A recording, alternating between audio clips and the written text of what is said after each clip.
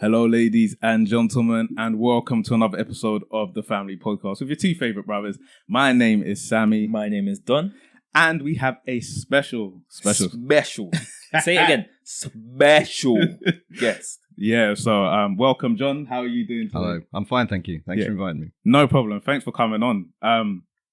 So, John, if you just start by telling people what you do, and then we can kind of go. Okay, I'm a music producer. I've been a music producer for quite some time now. I run a studio in Kilburn called Click Productions.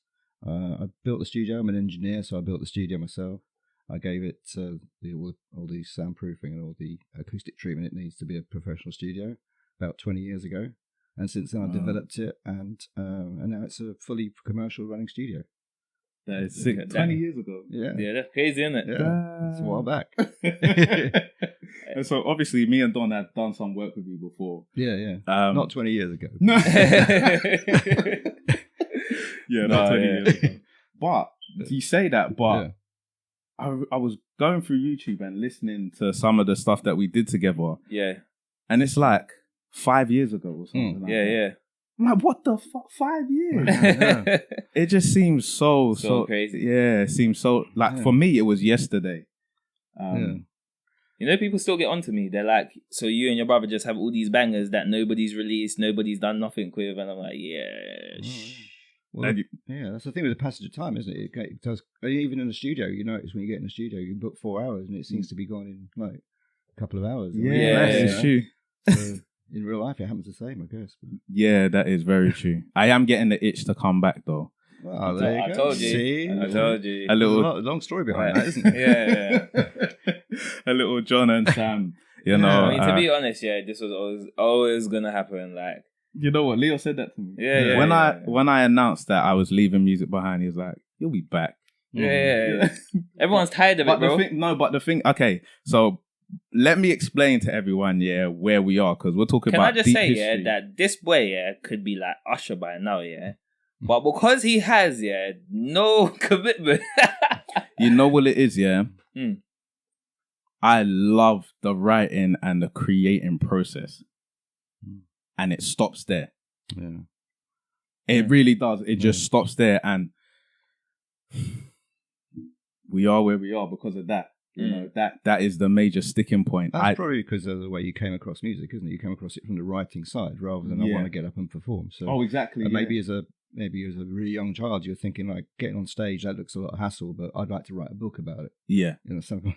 Yeah, exactly. So you could actually like put your thoughts down without having to display them. Yeah, because I was speaking to someone and I was saying, but I don't want to go through the whole thing of, like I'm a dad now. I don't want to be coming in late night, like doing an open mic here, go in there. And she was like, maybe that's not what you're supposed to do. Maybe what you're supposed to do is just record it and just see what happens from there. So I don't know, we'll see. This isn't a podcast about me today, so it kind of is though, anyway, because like that's the reason I'm here, isn't it? Because of the work I've done with you guys. Yeah, so, that is true. That is fantastic work. We're gonna get the arse whooping from John lyrically today, where you're not gonna be able to get out of nothing. No, I'm easy to get along with than that. Yeah, it's true. Because I remember we had a long road of getting to you. Yeah. Because we used a couple of other guys. Yeah, John, why are you so exclusive like this? I don't know. I just built up this network of very exclusive. Yeah, it's true. It's like Shadow League, isn't it? Yeah. They're all there in the background somewhere, waiting to spring out. So we were working with a bunch of people and the sound wasn't really right and the creativity wasn't really there. And then I was talking to Christina at the time, who you've been working with, and she was like, "Oh, you have to go to John. Like he does a lot of my stuff, and I trust him with my work." And so I must say, I was fully skeptical. Yeah, and that's the thing. He because we bounced around a lot of studios, and it was so annoyed, and they couldn't really do what we wanted them to do. He was kind of like, another one, okay. Oh, and we have to go to Kilburn. Okay, The thing is, when I get to like a line, I'm like, bro, this is so long. Like, I'm like, is this what we're doing? Like, so what happens if we go there and you don't like this? Like, you're gonna move me again? Yeah, that's it. Yeah. And then I went there, And then, you know, the rest is history. I came out like, Sam! That's cool. That's really good to hear, because like often you get anecdotal stories about people saying, but you put it on camera now. Yeah. Like, no, I back my chat as well. I'll back it, 100. It only took me a couple of months and I started calling you Merlin. Yeah. Because it's like some of the stuff that I thought that's just because you didn't know who I was. I'd be confused with someone. Just like, I'll just let it ride for a while. I'll just be whatever you say. And you're so polite, you didn't I didn't say nothing. Yeah. No, it's happened before. Oh man, so so it was then wild. I think the first time, for John, when I was like, this is different, was when he heard the track. I think E Rose put it out. Shout out E Rose anyway. And he was like, have you noticed like there's nothing in the middle? I said, you what? He's like, there's nothing in the middle, but you know, if we add some percussion, I was like, mate, you want to reproduce the produced track? I was like, this is sounding crazy. Yeah. And then from then, I think the second time was when I heard myself sing. And I was like, I can kind of get behind this, because usually when I sing, that I don't like it. And I can just about hold a note, so I'm not too bad. But I never like it. And I heard it and I was like, you know what? You see that one there? That was special. Yeah. So I was like, nah. And then it's been years now, isn't it? Yeah. And now if someone says studio, it's default John. Yeah. I remember going in the Uber and the guy was like, where you going? Kilburn. And then he's like, what you going to do? Record music. He goes, you go to Kilburn to record music? Like, only place to go. Yeah. Only place to go. I was like, you have no idea. Yeah. It's true. Yeah. So what is your earliest memory of being interested in music?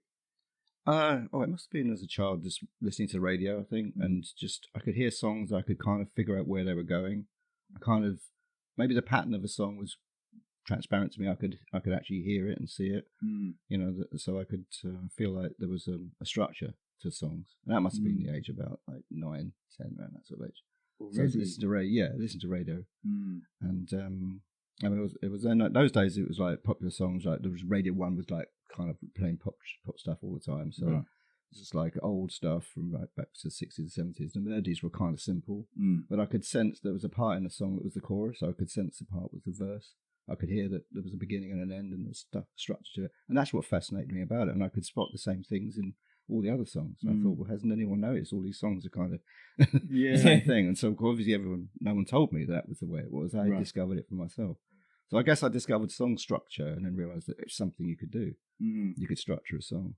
And I liked, we had a piano in the family house, so I played the piano a little bit and just played around with keys and stuff and bashed away at it. I'd wait till everyone went out and then bashed around a bit more, made it a bit loud. And I was making up my own songs and sort of playing around with stuff. But they were terrible. Obviously, they weren't songs. It was just like 2 chords, but played really loud. Right. And when you're little and loud, it sounds great. Yeah, exactly, You could hear it's the passion, isn't it? Yeah, and you could hear all the stuff on the sideboard vibrating. And that's it. Yeah, so I like that. I like the idea of like, I could make stuff that I heard on the radio. In my mind, I could anyway. Yeah. So that's so good. But it wasn't production. It was just like structures, things. And when did you get into the production side of it? That was after I'd had my first job in music, which was working in a music shop. Okay. I worked there for like 3 or 4 years as repair engineer. So that was my first ever music job. Wow. Yeah, so I was fixing stuff. The stuff you see around here now, I used to fix it. So I'm fix guitar amps, valve amps with a sort of 800 volts in them.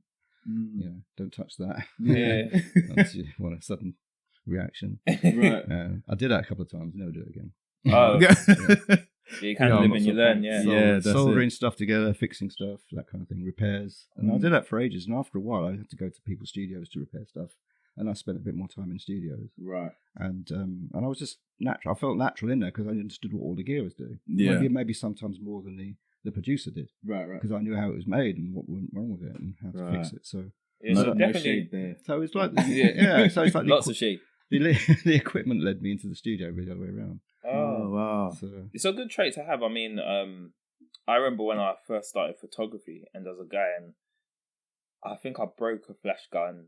So mine was just sitting there, and he broke a flash gun, and he's like, "Yeah, I'm just gonna open this up." I said, "You're gonna what?" He's like, "Yeah. It's probably like the bulb that's gone." I'm looking at him like, "You're crazy." I was like, so you don't really throw anything out, you just fix it. And he was like, yeah, pretty much. And I was like, I am so wasteful. Well, if you go into any top studio, you'll find everything is just a little bit broken. Everything's not quite exactly the same as it should be. And you'll know the engineer knows how to use that equipment. And there might be another engineer comes in and can fix it. Yeah. Right. But mostly everything's got a little bit something not quite right with it. And the producer will learn to It's use. like people... No, you're 100% right. That's like people with broken phones. Like, you ever use someone's phone and they're like, nah, well, actually what you have to do is you have to hold down it. And you're like... and blow into the headphones. Yeah. It's just like, what? Have you done that? Have you blown into the headphones socket to get your phone working? Yeah. I have, yeah. These are things you learn by this is like, you're actually an engineer now. And when did you strike out on your own? Like, okay, this is what I'm gonna be doing. It must have been the late 90s, 98, 99. I thought I had a little studio in my house. It was a room no bigger than where we are now, which is actually not a bad sized room. Yeah. And it was just doing stuff in my house. I had a little bit of equipment. I had the first ever PC that could run Cubase. Okay. That was running computer. It was like, really? That was new then. That was like the first time you got it. The very early version of Windows. Oh, wow, yeah. And it was so clunky. It could just about do MIDI. It was really. Because I'm thinking it must have been a ball ache to try and record computer music vocals and then all the layers that go. I was learning as I went. I knew how to put a studio together, but I'd only had like gear that I'd fixed from the shop that I could sort of bring back home. So I had a few bits and pieces, but gradually I built up a kind of a little bit of a reputation for working from home. Okay. Then I realised I never left home because I was always in my room, and it was like people come to my door at all hours to do last minute changes and mixes, and I just didn't want to do it at home. So then I moved to where I am now, the actual studio where you guys have been in Kilburn, and that was my first studio project. And I built it from scratch. That room that I moved into was previously like some sort of storage room, something. It wasn't even a proper room. It was like had a door and that was it. There's nothing in there. That's amazing. Built the whole thing inside out, put the brick wall in.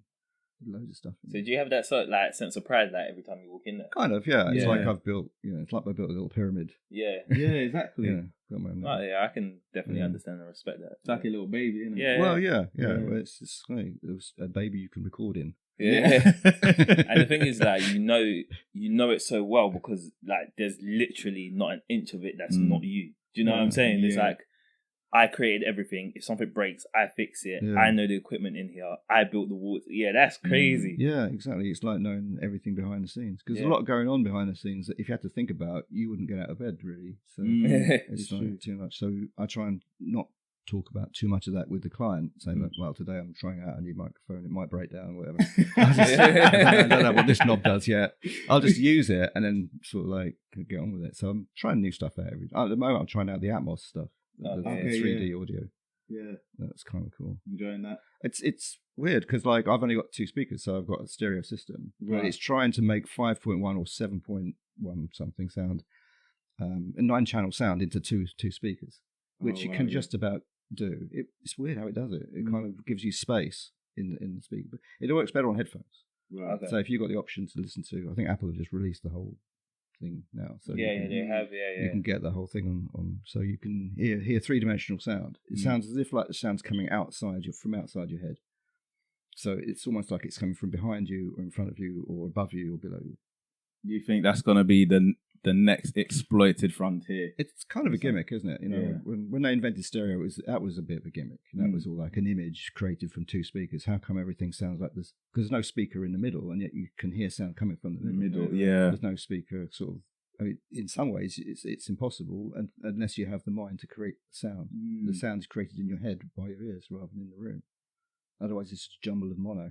It's actually quite crazy, like when you think about it, but.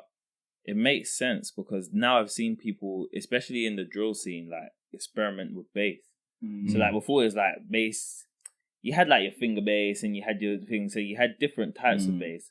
But very rarely did you have like really, really like choppy bass that, I don't know. Like for example, have you heard Coffee Lockdown? Mm-hmm. Yeah. Like if you listen to the bass in that, it does this weird... Yeah, it does this weird slide thing, like, and it's just like, wait a minute, wait, what? And nobody's doing that. I think it came out more towards drill because drill started doing the up and downs with the bass line, and And so yeah, I mean, it does come from like other stuff in it, like a bit like dubstep in it. But yeah, I mean, I think music is going in a crazy way, like a crazy dimension, and I think the more technology that comes out around that. I mean, imagine being in a club and actually you feel like the sound is actually coming from the floor at times. You're just like, what? Well, this is crazy. Yeah, like, I think for me it's very intriguing because I like a lot of storytelling. Okay, yeah. And so to be able to have a sound that sounds all encompassing, that was one thing that Eminem did extremely well, and I don't think he gets enough credit for because everybody just talks about him being a lyricist. But little things like, you know, in Guilty Conscience, you know, where the guy's going in through the store and you hear the ding ding. Yeah. You know, it sets the scene, you know. Like the dude turning off his radio in the car when he's going home, you know, and the song's playing. You know what I'm saying? And then he's walking, you hear the grovel. You know, he's a master at setting the scene. Before he went and started doing all of the just speaking really fast. You know, he used to set scene, used to set pace. And that's the kind of rap that I fell in love with. You know, that kind of immersive. Story. Yeah, you feel like you're there. So the cinematic kind of feeling of being in a place. Yeah, exactly. So basically what you're telling me is it's the perfect time for Sammy to get into music. Because I can just stick him on the shelf over there and make him walk across. Yeah, you know. You just plan out a little story rap in his head. Yeah, so you could be moving around while you're telling me where you are. So I'm over here. I don't know what you guys are trying to do, man. No, but it's cool. That's cool. Yeah, the technology will bring you back. Yeah, it might. And you can have your little Zoom mic, so when you go into your local like news agent, you just push the door and you're like, got it. Then you give it to John. Then John's all panning it around 2 speakers, making it sound like 7 speakers. No, my dude. Listen. Yeah, well, some of those Zoom recorders are really good. The ones with the 2 microphones. Yeah. Literally, if you listen back on that, that's like literally what you would hear if you were in that room. So you can walk around and feel as if you're in the room. Yeah. So it's kind of man, see, ambisonics. Yes. Listen, if you don't take it, someone's going to listen to this and they're going to take it. They're going to roll around with a Zoom mic. They're just going to press record every single day. They're going to take little sounds out of it. They're going to create this huge story. You're going to be like, isn't that what we spoke about? Yeah, well, we'll think about it. What would you say is the most memorable part of your, you know, producing career so far? Oh, that's a bit. Well, apart from me, you know. Actually, yeah, that was pretty cool. Yeah. Because what I did was like, I do other things outside music that are music related. Kind of like the live shows that we used to do at Tileyard. They were quite a big kind of industry event. Originally called the Notting Hill Music Networking event. Yeah, that's right. And I think that's one of the reasons why you got to hear about me, because you'd met somebody I knew down there. Yeah. In fact, I'd actually put you on the stage at one point. Yeah, that's right. Yeah. And you were with a band. I think you had a live band. We did. Yeah. They told us acoustic, and we just didn't listen. Said, we know what acoustic is. Yeah. It was so bad. So yeah, you were acoustic. Yeah. So yeah, I've had the same problem with people turning up with drum kits. So we say no drum kits, and they turn up and they've come from Manchester with a drum kit. Yeah, and you've got to say to them, no, you can't put the drum kit on, and then they just do it set up anyway. Yeah, and it's like we brought it all the way down, like hundreds of miles to. I think with us, it was really hard because obviously with rap music, it's really quite difficult if you've got no like beat to it. Yeah, of course. Yeah. So it was just like, and a live rap group is tricky because it's like if it's not decks or backing tracks, then it's got to be people playing in time. Yeah, exactly. Literally being played quite good in time. Yeah. So man, it was. But yeah, the networking night was something that I think had a big influence on. It's one of the biggest things I think that led me to do more interesting and meet more people in music. I think that's something that because of the lockdown, I had to stop actually. Yeah. But I think it's something that is important for music producers to get out of the studio a little bit and do a little bit of work in the live area if they can. Even some producers do live sound and they do they do live sound and studio sound. Yeah, and they're the most rounded, I guess, of producers because they get an idea of what it would sound like if you were to perform it live. Yeah. How possible is it to have 15 hi-hats on a track? You know, it's not. You know, where you've got one kit. Yeah, those are things that like you kind of from a live perspective help you produce a track in a more authentic and realistic way. Yeah, so that's right. And, I think that's a good thing. I suppose that was a big influence on it, the whole thing. I was into live music before anyway. I'd go to gigs and stuff. But, but it was that really, and doing live sound actually at a live venue is kind of like it presents its own set of problems, which gives you clues as to how to prevent the same things happening in the studio. Yeah, so there's a few things you can kind do. of like problem solving. Yeah, it takes you a little bit further to the extreme because you've got to solve it straight away. You've got to be resourceful and fix it. People aren't going to wait 10 minutes for you to sort out the mic. That's right. Yeah, that's you've got to know, tell them to move the hand down the mic and adjust the EQ a little bit, stuff like that. You'll learn very quickly when you have to do it under pressure. Yeah. I think that might be a good way to start if you're going to do studio stuff. Maybe learn a little bit about live sound. Live, yeah, because live is one of those things where it's, you can't mess up. Yeah. Like you can. I don't want to put off young prospective musicians. You can mess up. It depends on the crowd. I've had open mics where I've messed up. People have cheered me on and given me the confidence to reset and kind of go again. And as you get more experienced, you either get the tune to come back again or like wheel that up because you forgot what you said. And it's all about just creating a vibe. You just manage it a bit more, innit? You just start speaking to people. You act like it was supposed to be an interlude. But I think a lot of that stagemanship kind of gets lost if you spend all of your days making a beat in the studio. So it's a really good opportunity that they had down there, and it's weird because it was a series of fortunate events that we ended up. So we started talking to someone on Twitter, and she was like a PR person. And she really liked our stuff, so she just put us in contact with people for free. And one of the people that she put us in contact with was Adam and Simon from PSL. And we went down there for a week and spent time recording some stuff with them. And Adam was quite impressed with the writing. Not trying to blow my own horn, but he's trying to blow his own. The man was impressed. Though. Come on, the man was impressed. So you need that. You need that from somebody who's supporting you, don't you? Exactly. Exactly. And for two guys who were just making their kind of foray into music, like having somebody who's he's mastered for some amazing people like Sting and stuff like that to say, I like your music. He doesn't even like rap. He doesn't. He doesn't even like rap. And he was like, but you two, there's something about you. And so he got John Saunderson on the blower.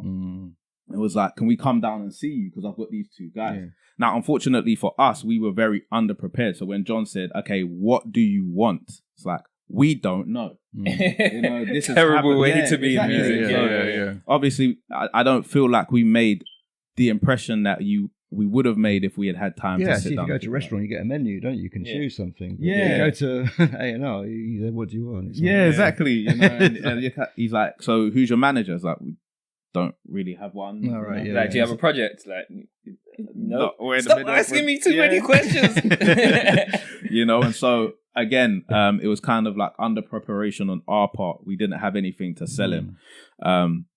But one of the things that he did do very generously was like, if you want to come to the networking event and perform, we can get you on the show. And so that's where we went and we met loads of fantastic people. Where, you're one of them. And so a couple months later, we're recording with. Oh, it was cool. Yeah. Now, those are good events, and I'm hoping they come back. Even though John Saunderson, he was at NHM, not at Music for a while, but he's moved on to another company. Yes, he's still going to keep these events going. He keeps pledging that he will bring them back. That's good. So it'll repeat itself at some point. You'll be back on stage at some point. You got to get back in the studio first. We'll see. So you've obviously worked with some big names as well. Well, yeah. I mean, there's been a few. One of the interesting ones is like when you meet somebody and you get referred onto somebody else. That happens a lot. If you do something where you can kind of like the client is happy, and then they play it to somebody who's in the industry or working, and they say, "Well, where'd you get that done? That sounds really cool." Right. In a way, they kind of thought the person will never get to that kind of level, and also they'd think, "Well, if that person can do it, I know I can do better." Yeah. And it's that kind of little bit of a kind of It's a bit like the networking thing works quite well, but the referral system is literally how I make a living in music. And any studio that doesn't have a referral system is struggling, I guess, because you need to get referrals really to get the people in. It's a shortcut to getting people in because then they know a little bit about you already. They're already familiar with the kind of standard work you're doing. And so, through referrals, I met some really great people. One of the first people I met through referral was, weirdly enough, Sunita.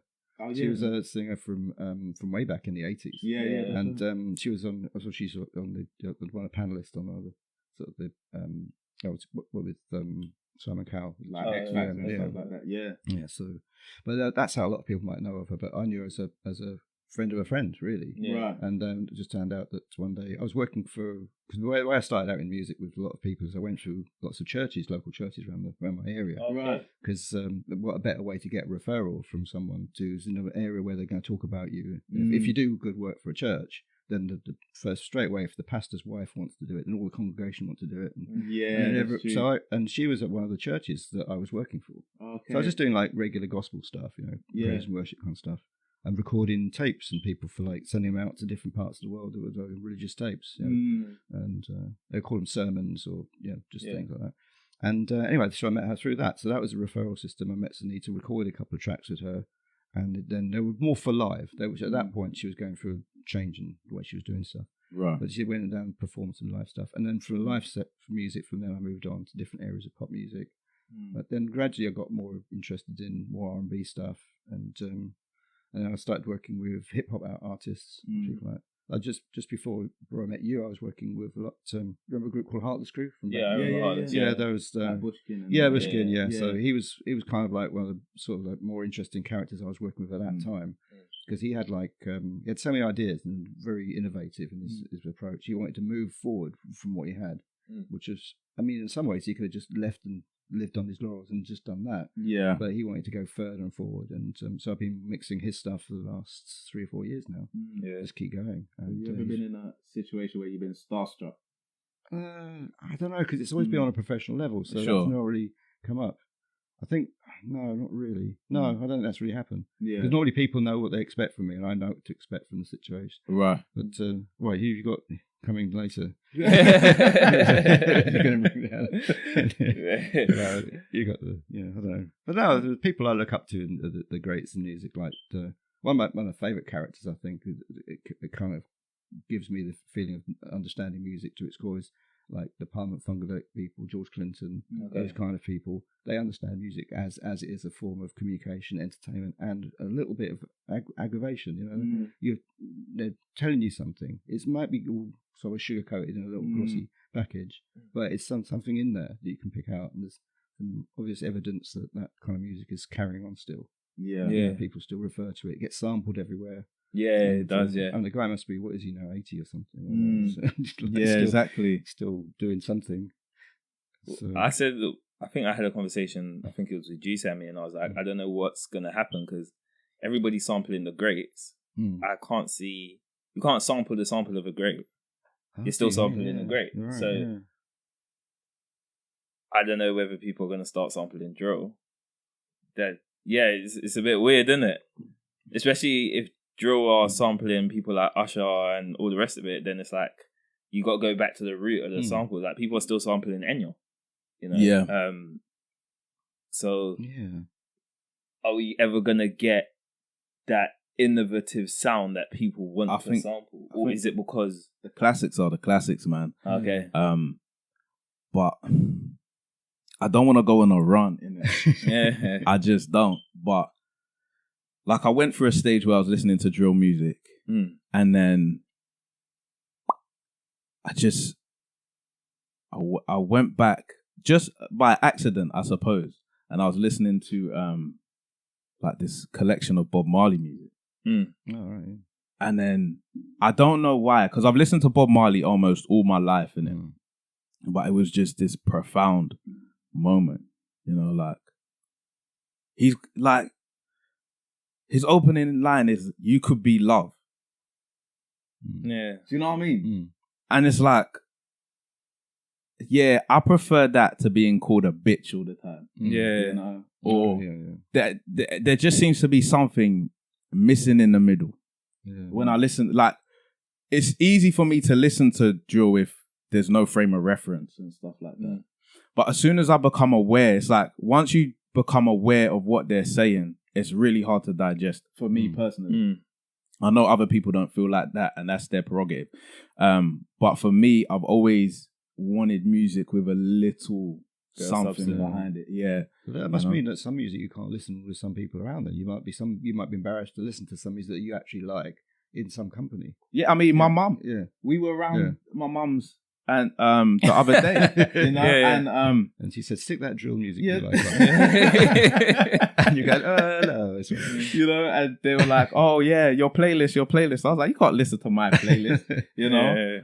You got to find your own playlist." And so there is something to that, and especially earlier in my career, when I was rapping and stuff like that, I had this really big like crisis where I was like, I want to express myself honestly, but certain things I can't say them because my grandma might listen to this, or you know, my great auntie. I think all writers are conflicted. Yeah, it goes. Artist, For me, it went with age. It was just like, this is the representation of my life, and my duty is to express it honestly. Even if that means that it makes certain people kind of cringe or sit up and stuff like that. Yeah, you know. I remember Dave Chappelle talking about it, you know, when his grandma came to see him do his first stand-up bit in it. And he said to her, you know, "Grandma, it's like, you're going to see a different side to me, you know, today, you know, one that you maybe not seen before." You know, it was kind of like that for me, so... Yeah, well, entertainment should be a bit like that, shouldn't it? It should be partly to do with something you understand fully, but also there should be some fantasy there, some exploration. Yeah. So you could allow yourself to impersonate a character. It's like when actors go and they act out something in a film, and they actually have to kill someone in the film. They're not really murdering that person in real life. The character is, and you can watch that. But if you knew that person well enough, you think, well, how could you act out of that? You're not in any way that kind of person. But that's the character you portray. And I think that's like a lot of the larger than life characters. They built that up for over a long time, so they can do it quite naturally. Yeah, so they can naturally switch into different characters and be those different people. That's right. See, I feel like that's just life, though. Do you know what I'm saying? I think for me, I've always had a profound view of life, because I don't think I've ever been conflicted.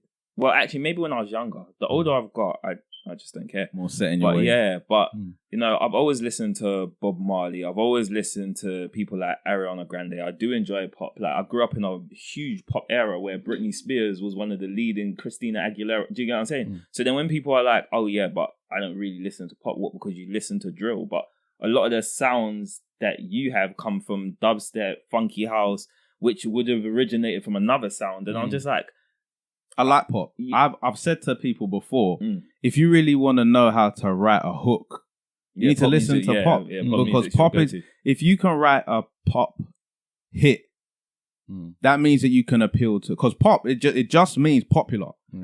So Drake, for all intents and purposes, writes pop hooks. Do you know who's also good at writing really good hooks? What genre? Country.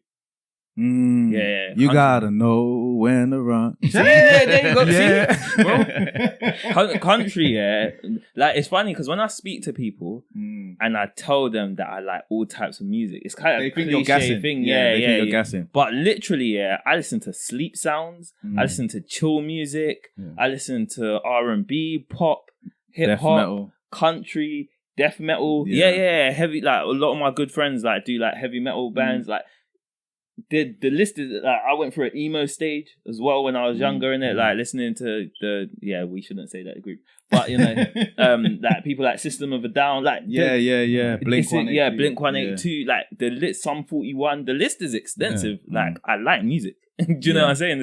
It's just the way that I am. So yeah, I mean, I think all of those things help shape an all-round person. The only problem with me is you become conflicted, like, because what sound, because I just like all types of music. Like, I'm really into, like, there's some music that you can express yourself, but like nobody wants to hear you express yourself on such a deep, loyal kind of level in a club.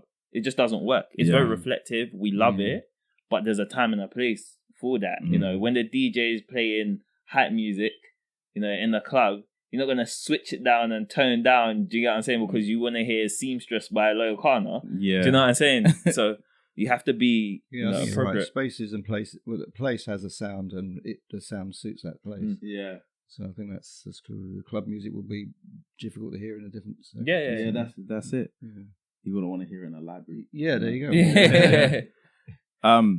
So there was an article written about you. Oh right, yeah, you found that. Oh, well, I sent it to you. Yes, and Justin Stoneman, the guy who wrote the article, called you a math genius. Yeah. Oh well, yeah, that's because he wanted to write something that would get me in that magazine. That's what it was.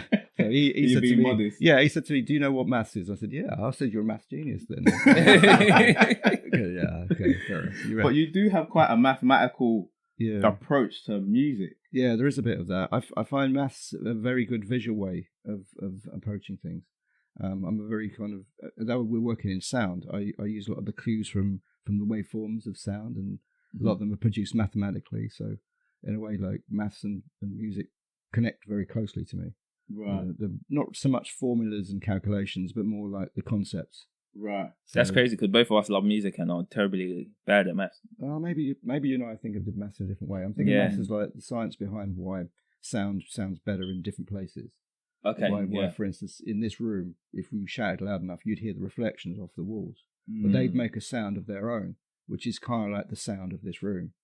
And so this room has a sound that if you were to produce music in here, you'd have to treat that room to stop that sound from having too much of an impact on what you're really wanting to hear in your music. Right. So that's where acoustics comes in. And I think that's why the maths is important, because there's mathematical equations you can use to work out which sounds are going to be the ones you have to deal with in an acoustic environment. So if we're looking in this room, the dimensions make certain frequencies more prominent than others because they'll resonate. Just like the body in a guitar will resonate, or the body of a drum will resonate if you touch it. The room is like a drum in a way. It has that ability to resonate, and different frequencies from different angles will resonate in different ways and make a sound of its own, which will confuse you if you're trying to hear something else. Right. So that's why somebody would mix in a small room and there'd be so much bass going on in that room, but they're near the speaker. They think they're hearing everything they are really hearing, but really what they're hearing is the impact of the sound on the room and then the room playing back into their ears. And so you're not really hearing what you're making. And so you play it in your car or somewhere that you're really familiar with, an environment you're really familiar with, and you don't recognize it. It's different. It's too much bass, or not enough bass, or sounds too thin, or something not right with it. Yeah. So because I noticed that as we kind of got up the scale, people would encourage doing a car test, like taking it out of the studio, pull it in your car when you go for a drive and listen to it in headphones, listen to it on loads of different things, even pull it in your play. Someone told me, might have been you, I can't remember, but pull it in your playlist with a song that's been, done and it's in the charts and see how it stacks up, Well, that's something I'd say to a lot of people. If you imagine your song as a DJ would imagine it, where would they put that song in a list of songs? Like if they had a show and they had to put your song, which song would they put before it and which song would they put after it? Yeah. And that way you can kind of gauge roughly what kind of music genre you're doing, what kind of thing you're trying, and then you can raise your production standards to that level. Yeah. And so if you can pick those things up. But even then you've got to listen to it in a good environment, and you're listening in your car, probably you spend a lot of time in your car, so your mind is tuned to the frequencies that are resonating in that room, in the car.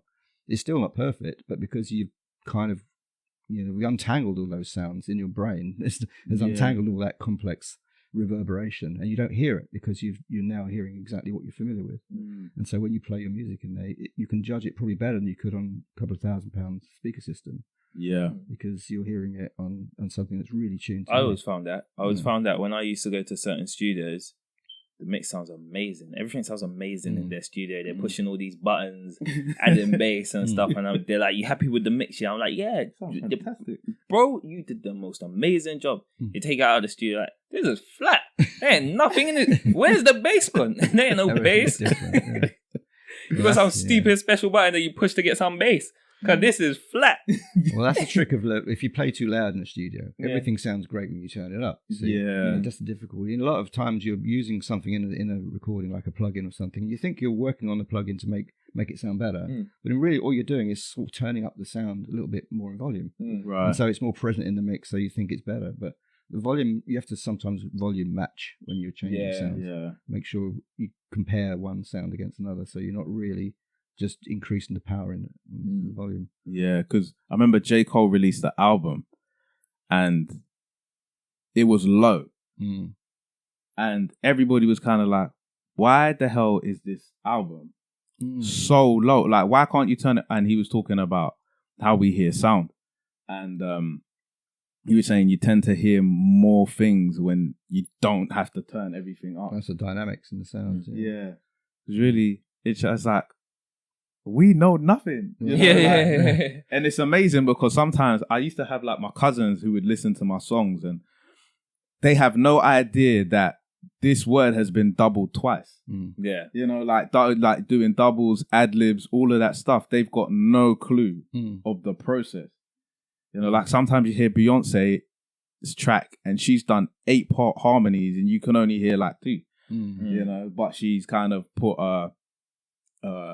what's the thing? Like a little reverb on it, turned it right down so it creates an atmosphere. Pushed it to the left, pushed it to the right. You know, as opposed to like just having it in your face there. And I think that's one of the things I learned about making music. You know, when people say it's all good if you can rap, it's all good if you can sing, but can you make a song? Can you make a song? And I think all of that stuff it goes into the process, and having a producer who understands it. Because one thing I really enjoyed working with you, and if I was to make a comeback, you would be the person I go to, is because you seem to be very open to the creative ideas. Because we've worked with some people and they're like, this is the way that you got to do it. And this is industry standard. So this is the way that we have to do everything. It's like, yeah, but I was thinking about, I don't really know about that. You know, whereas you seem more willing to take a chance on things. I like the creative side. And I think maybe that makes me a little different from a lot of producers who will probably try and recreate another person's sound. And it's tempting because you can probably do that fairly easily to get some sort of the recognized plugins of the same vocal chain, put somebody through the same processing. But it does take the character of the artist to produce the sound. And even if I was to put the same channel strip as Justin Bieber, I don't think you'd sound like Justin Bieber. That's right. You could struggle to sound like that. So that's nothing against you. That's just nothing against Bieber either. Probably he struggles to get that sound. Who knows? So that it's not natural sometimes to copy somebody else, even though it might seem attractive because you can see all the things that come with their success. Or they've obviously.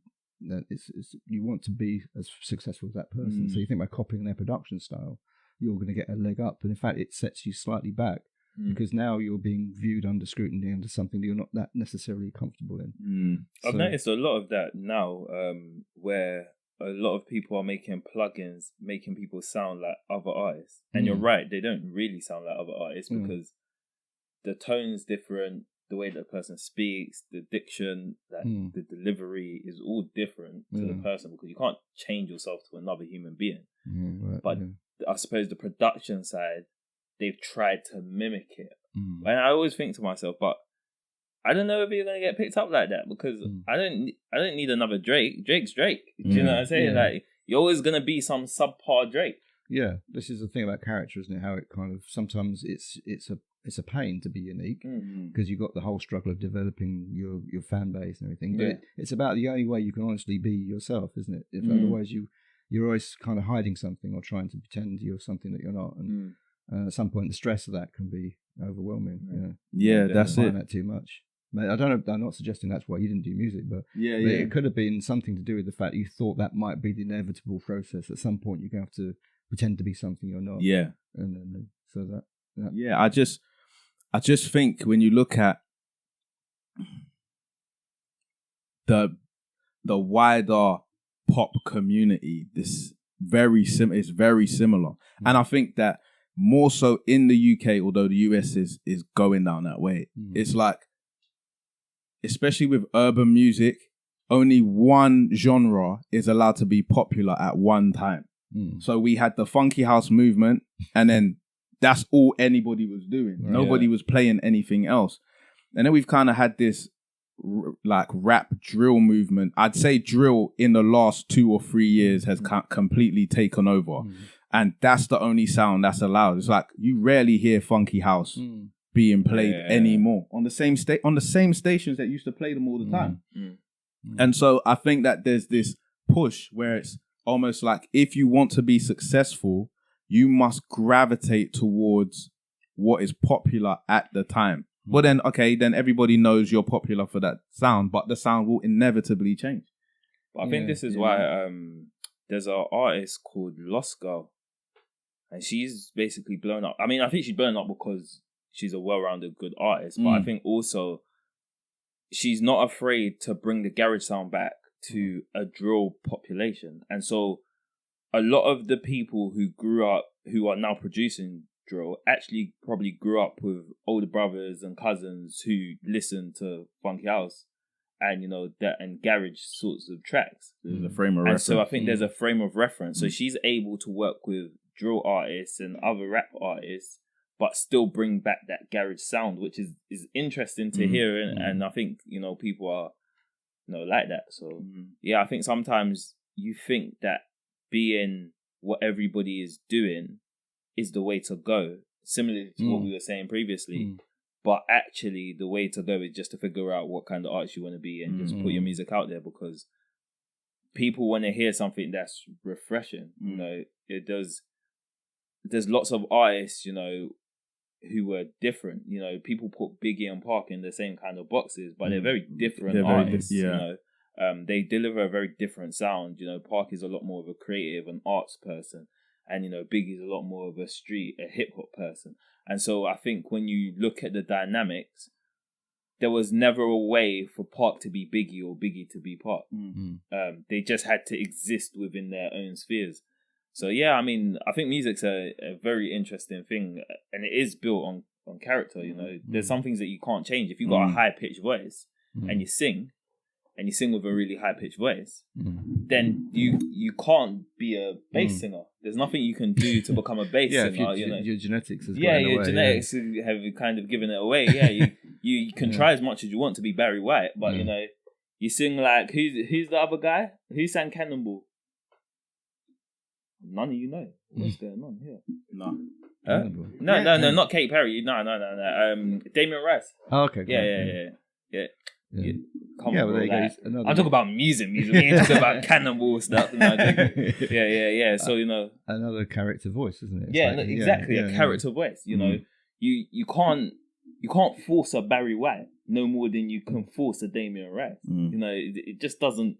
Yeah. Well, I heard this concept today, actually, ironically, and the guy was talking about idea sex in it, and he was saying that most people who are really like hit that big cultural, you know, being the top dog,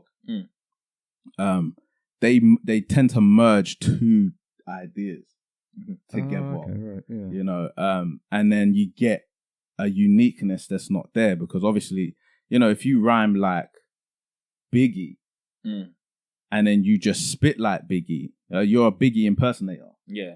Right. But if you've got a flow like Biggie, but your subject matter is like Park, you're something completely different. Yeah. Right. You know? And so I could really see that backfiring terribly. I could see that being like a real disappointment to both sets of fans. Yeah. I mean, it is about that, but that's the great thing about it. Like, you know, that I was listening to this other guy who was talking about stocks and stuff like that, and he was saying the only way you really get rich in stocks is by tracking volatility. The thing that could bring you the highest return can bankrupt you as well. And I think that's the thing about making music that is interesting, because you can fail and have egg on your face, which is why I'm not too keen to be told like, we know how to get you a hit single, but that requires you to do that thing every album, all the time. No, wait. You are going to fail and get egg on your face. Let me just tell you that. Like, if you're an artist figuring out your sound, No, but how hold many on, hold people on. listen back to their old tracks and are like, yeah, this is a master. I understand. I understand what you're Yeah, saying, but sure. what I'm saying is, if you've done that work, Yeah. and that you're now you're established successful, artist. yeah, Okay, that labels are coming to Yeah, you. yeah. There's an element of risk. You're an investment for them. Yeah. You know, they don't want to spend money on you saying, you know what, I'm gonna do a whole Whisper album. Yeah, You it's know? true. Yeah. You say, oh, you know, I've looked at people and something that's trending is ASMR. I want to try and do a Whisper album where everything. Yeah, they're gonna be like, that's way too. They're gonna be like, like, are you crazy? Like, you know, we have this algorithm, you know, but somebody might do that. Remember, wait till you see Mark. Yeah. They did they did a Whisper song. Yeah. You know? So, and this is what I'm saying. Yeah, so, sure. it's Yeah, do it like the yin yang twin start whispering. Yeah. What? Yeah, no, you're those 100% companies have invested probably quite a large amount of money, and the momentum is going in one direction. If you want to change the direction, it's going to take a long time to get them to move around. exactly. I mean, they did it with, that's how you get trapped, isn't it? Really? That's it. They did it That's with Ja Rule, innit? When he first started, he was a heavy spitter, real rapper, gangster from New York, and then came with the R&B vibe, and everyone's looking at him like, "Are you crazy?" You know. I watched a few things where they were saying that his A&Rs and his managers weren't happy at all. You know, they didn't understand why his A&R was manager, because manager would have been Irv Gotti. Yeah. So Irv was the only one who was like, "This is what we're doing," and so they had to put that out with their own money. Yeah. Because the label was not willing to back it. Oh, yeah. So and then look what happened. You know, you got Murder Inc., Ashanti, Irv Gotti. Do you know what I'm saying? And then Vitai, and they built the sound. Do you know what I'm saying? Started doing stuff with Christina Milian, a lot more melodical things. So I guess that's the example of what you said, the two appeals, the cross. Yeah. They brought people together rather than separate them. And you take that gravelly voice, you know, that sounds like almost a DMX type of raw, rugged, and then you get him spitting love songs. It's like, that's some weird ideas. Regardless of what 50 Cent says, he did exactly the same thing. 21 questions. But you're gonna tell me that's a real. But I went back and I listened to how much of Get Rich or Die Trying has melody. And it's a lot. Yeah. If you get shot, run to the cops, you're not like me. Yeah. You know, so this is, I think, one of the things that I really attracted to in music. That's the melody side of us. Even if you've got, like you probably noticed working with me in the studio, I'm always trying to see where the melody's going. The melodic structure is really important for me. You were one of the first people to take just an abstract word that has been said in a track, and then you turn it into like a melody, and then you just float it around the track. I was very impressed by that, because I'm just like, see, that's kind of like taking it to an extreme example where I've got your confidence already. I wouldn't do that on our first time in the studio, because that would be a bit like, whoa, hold on a minute, you're producing a track, but now you're changing the track. So right. Is it you may be changing it to make it easier for you to produce because you're not sure what you're doing? As in what's going? It's unsettling. Right. But I think by that time I'd got your confidence. But so I've gone in with Melodyne, took a word, turned it into a piece of melody, which I feel that helps you get the message across more. Yeah. So one of the things that I try and do with an artist is trying to get a feeling of what they're trying to put across, even if they're not literally saying it or doing it. Sometimes the music can give a bit more of a hint, and these connections can sometimes appear in my mind. I think, well, if I don't say anything, it's a missed opportunity. Yeah. The guys kind of trust me. I'll try it. Yeah. So while you're in the loo or whatever, I'll just be it always come up, and then there's like a little twangy vocal with a vocoder sound. And we always look at each other and go, "That's sick." Yeah. You just don't leave the room in case you come back and the track's. I think that I think that's one of the reasons why Drake is so successful, because he understands the relationship between rap and melody, and I think that's why the genre has changed. Like the genre effectively killed off the R&B genre. You know what I'm saying? Yeah. In terms of its popularity. Yeah, no, very true. Yeah, because you got the best of both worlds. Yeah, because rappers just started. I could sing a little bit. You know, I could do that. Yeah, and then they just came through, and obviously the software evolved to help. People whose voices weren't as strong. You know, to He's kept a lot of people in the music business, which maybe don't actually justify being there. Yeah, that's true. Yeah. But again, you know, it's like if you put out something that is extremely popular and you've had help to do it, but the song is popular and it's bringing people together and stuff like that, then you know, so I'm sick of this. I'm not innit? a pure. Like, I'm not so much. No, let me cut you in it. Okay. Cause we're talking all this music, we're reminiscing in it. So when's the next day? You are going in the studio with John. We're sick of it. Yeah. Everybody on the podcast. Get out of the schedule. Yeah, everyone on the podcast is listening, thinking, yeah, we want to know because Sammy's talking music. He's like, back. yeah, I should be coming back, but I'm not really sure. When is the date? Tell the people. We want the date. It's a cycle, isn't it? It's like how long has it been since you were last in the studio? 3 years, maybe. Well, maybe every 3 years you get this cycle. So some people have it weekly. Do you know what? It is about 3 years. Yeah. It usually is. It's like 3 to 4 years. 3 years and he starts itching and scratching like a 3-year itch of studio. Yeah. Yeah, You created a lot of work in that time. I'm sure if you've been writing in that time, you must have lots of stuff. I've got He does. He's got lots of stuff. I've got stuff. Just voice recordings at the moment, but So wait, what's today's date? look at this guy. Today is the 17th. So, you know, we're going to be looking at August time, guys. You know, Sammy will be back in the studio with his debut album called You're a clown. self-titled called Sammy Look at this guy. is Back. Not joking. No, I No. can't do that one because Scraps is back. Yeah. Yeah. You know. Yeah, I'll with just- Tico's- Could be Tico. Sammy never left. Ooh, Yeah, that's what I look saw. at it. See? It was just on a cycle. Yeah, it's just on this 3-year cycle, yeah. Like, comment All right, cool. Yeah. So you see when you do the first verse on the hook, or something like that. you can send me the second verse in it for Mhm. Sammy Never Left in it. You heard it here first, guys. Now, one thing that I did want to touch on, it's not necessarily music related, Alright. but I heard, and please, don't say anything that is going to get us all assassinated. Okay? I didn't do it. But I heard that you helped develop countermeasures for like underwater Oh, right, that's right. Yeah, devices. You're So- talking about my first ever job.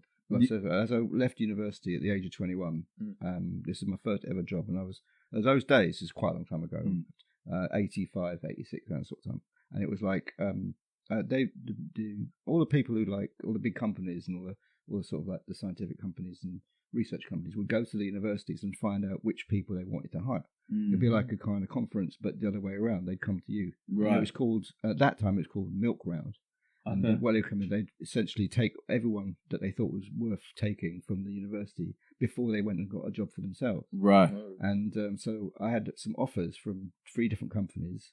One was the Marconi company, and they were pretty much they were closely involved with the Ministry of Defence and still are. And so they hired me, and I didn't know. I said, "Well, a job, yeah, okay, I'll do a job. What do I have to do?" And then I turned up at the job, and it was basically designing the countermeasures for weapons. Wow. So it was like, I could have said something. Yeah. You know? But I wasn't really paying that attention. I was just thinking, in a way I was flattered and thinking that I'd been chosen. Another way, it was like you had to go and do an interview, and in the interview they said there are some things we can't tell you about what we're doing because we can't tell you. And so I said, well, okay, well, fair enough. I won't just where will I be working? And they said, oh, you'll be working in Watford in London. So I thought, well, that's cool. I can work in London. Initially, it was Wembley, and then it was Watford. So I was living in Hackney as in some sort of like, I can't even describe what it was like. It was a horrible place. Oh no. When you're a student, you put up with all sorts of rubbish. That's right. So so I was working in Hackney and commuting to Watford every day to do this job, and I just felt like it wasn't right for me. You know, it's like I gave it a while, probably about maybe 2 years, maybe 2.5 years. At that point, I was just want getting on with the people.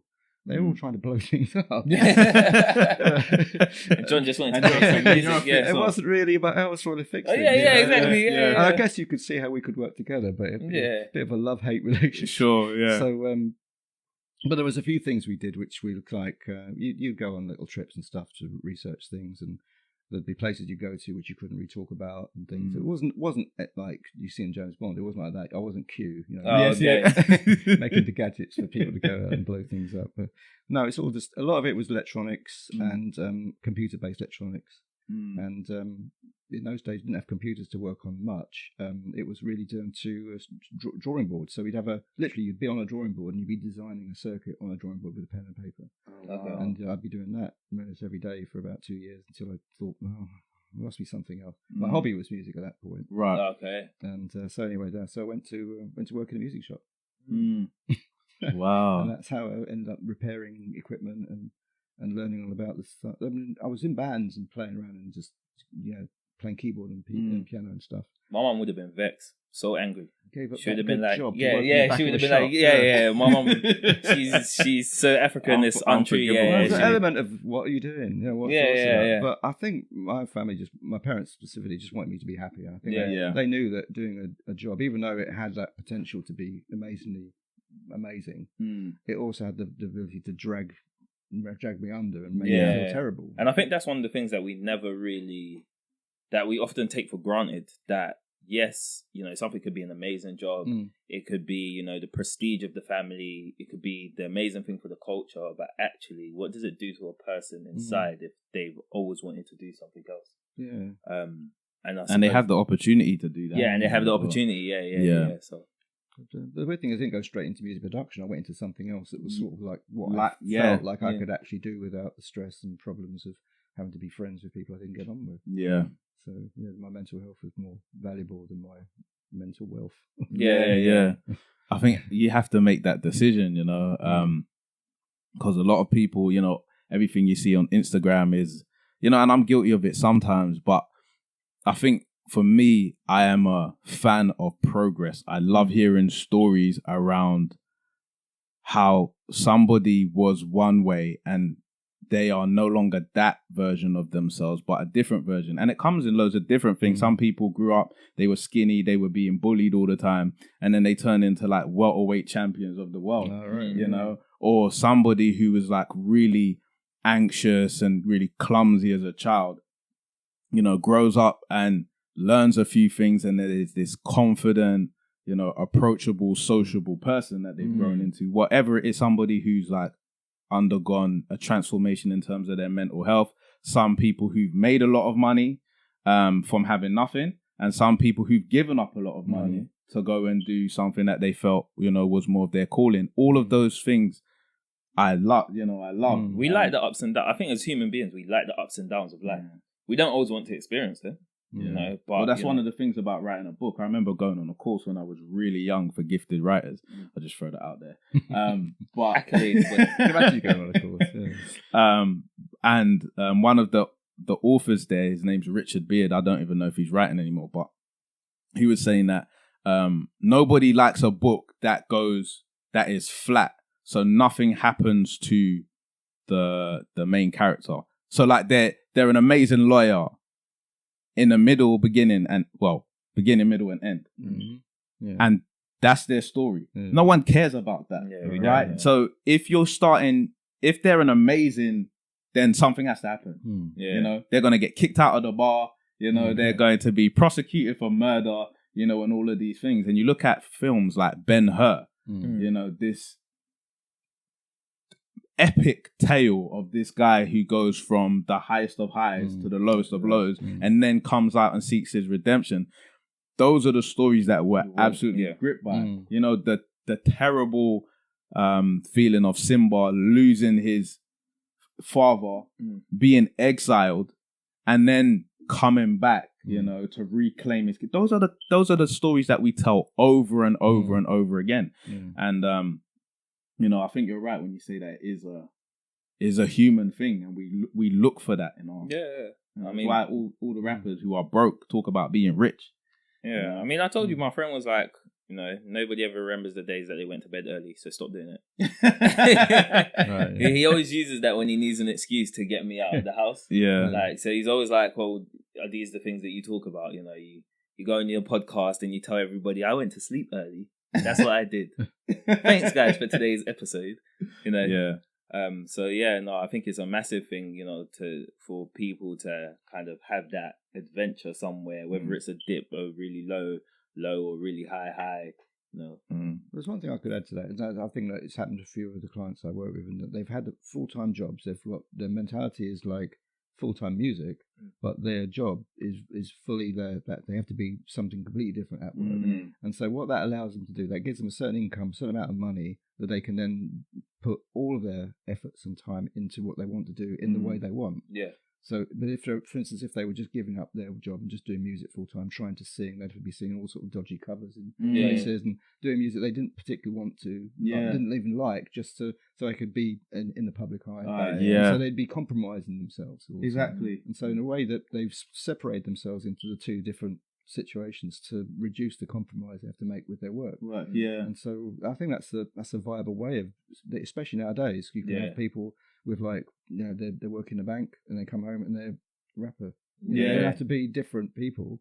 You just have to have that focus. Yeah, that's what it is. I think that's cool. Yeah, because I get that so many people love the allure of the entrepreneur life. Like I slept in my car, for 2 months, and I was still out here grinding. Those stories, they just hit you different when you hear it. Yeah. But there's nothing wrong with having your 9-to-5 job and when you come home, putting in and pouring into that thing that you're trying to do as well. I think it keeps your art pure in some ways. Yeah. It stops you from having to make so many compromises. You can make the compromises at work, turn up a little bit sleepy. Yeah. Maybe have a short lunch break because you're on the phone to someone. But, that's right, yeah. But you can make compromises at that end, and then you're not making compromises with your art. Your art, You're more comfortable with that. Yeah. So it's a viable way of working. So but no, that's my experience of working with clients from all different genres. That's happened across the board. Yeah, I think as an artist. Yeah. And lastly, I wanted to ask you about something.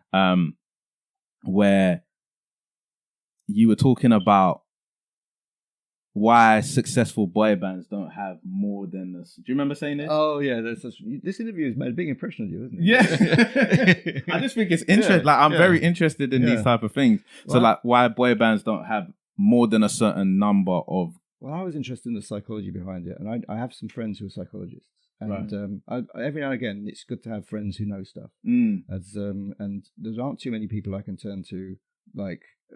From time to time, I just need people who are on the know, and these guys they're professors, so they can know a bit better. Right. And I was in this conversation once with one of them, and they were saying like, well, there's this rule. It's not a real rule, but it's like an observation. People have noticed that you can only really remember or focus on a certain number of things at any one time, and they do this test. A psychologist has researched it quite well. And as a test, and I think the rule is something like 7 things you can actually focus on at any one time, and that's the limit of your mind. Everyone has the same limit. It's not as if like some people are super powerful and they can you can trick yourself into thinking you know more by that idea of remembering. Like if you want to remember 100 things, you remember the path you took to go to each one, and then you can remember because you remember the last thing. But to hold those 7 things in your mind at any one time as a concept is very difficult. That's the limit. And they can run tests to show that's a kind of close to a physical limit of the human mind. And so when you've got a 7-member band, that's pretty close to however many people you can feel actually are existing at the same time in front of you. Right. So my idea in this interview was taking it a bit further and say, well, if you have any more than 7 members, one of them is not going to be the one that anyone remembers. There's going to be at least one there that no one will remember. And it may not always be the same one, but what if it was? I mean, if you look at something like the Soul Solid crew, there's only a few. There were so many of them, but who do people remember? Mega Man, Lisa Mafia, Asher D, Romeo, and Romeo. That's it. Yeah. That is it. And what about Scat D? You remember? Yeah, just about. Just about. In passing, he would have been a number 7. Yeah. See, no one wants to be the number 7. That is it. That is so true. And the thing is, number 8, you just don't remember. You don't remember. They were never there. Yeah. The rest, It's crazy, isn't it? So I thought that was really interesting. Yeah, it's a principle they've kind of figured out from doing lots of research. But the psychology side of music is something I was kind of interested in for a while, and how your mind learns things, and how you can communicate through music as a form of like language, and how like I don't know if you've ever done this sort of thing. You probably have with some music. If you listen to music that you've made yourself on your own, and then someone walks in the room and you listen to it, you suddenly hear the music differently to yourself. And then no one said anything or necessarily done anything. That person could even be a complete stranger. Yeah. But because of something happening in that room, apart from the music, you hear it differently. Yeah. So that's got to be psychological. They're not changing the sound. Yeah. So, unless they're huge. That's Standing in front of the speaker. You know what I mean? It's like, you know what I mean? It's like there's something going on in the psychology of that interaction or non-interaction, because you're not even interacting. That's right. Yeah. So I wonder whether it's possible you could just be listening to music and there could be a test, like somebody could just be standing behind you wouldn't know, and then would you hear something different in that music than if they left the room and then you heard it again? You might. That would be an interesting. You could even run this test with. Yeah. But no, it's kind of that kind of thing. It interests me because I think that there's something going on in music that is more than just the sound. And as we all know, that we get feelings, inspiration, memories trigger, and all sorts of things go. So that's kind of the reasons why maybe I might seem a little bit analytical, mathematical, and stuff. But it's not really that I like the math. I just like how it relates to music. Yeah.